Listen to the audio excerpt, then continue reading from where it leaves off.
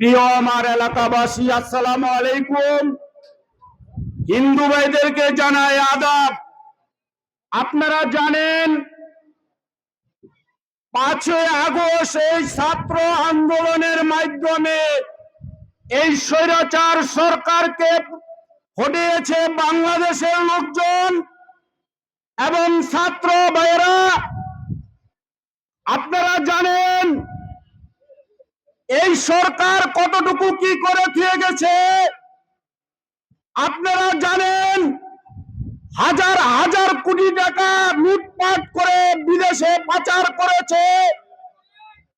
আপনারা জানেন এই সরকারের কিছু মেন লোকজনরা হাজার হাজার কোটি টাকা বাংলাদেশ থেকে লুটপাট করে পাচার করে নিয়েছে এবং বাংলাদেশে বহু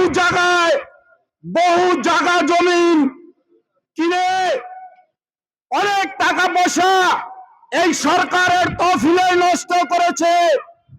আপনারা জানেন বর্তমানে একটি সন্তান মার গর্ভ থেকে যদি ভূমিষ্ঠ হতে যাচ্ছে, সেই সন্তানের 1,80,000 টাকা ঋণ নিয়ে তাদেরকে জন্মগ্রহণ করতে হচ্ছে।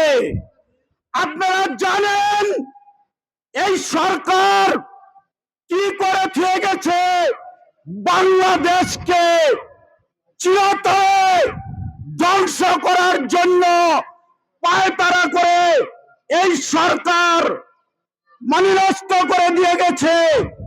আরেকটু বলতে চাই,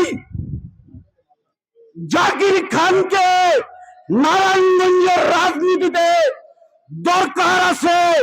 নারায়ণগঞ্জের রাজনীতিতে জাকির খান রে আমরা চাই নারায়ণগঞ্জ 5 আসনে যে নির্বাচন করতে পারে এমপি হিসাবে দেখতে চাই।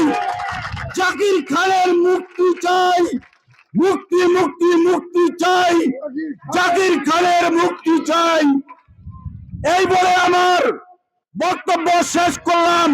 বক্তব্য শেষ করার আগে একটি কথা বলতে চাই, খালেদা জিয়ার রোগ মুক্তি কামনা করছি। তারেক রহমানের বাংলাদেশে এসে নির্বাচন করার জন্য বর্তমান সরকারকে সুযোগ করে দেওয়ার জন্য অনুরোধ করছি, আহ্বান জানাচ্ছি।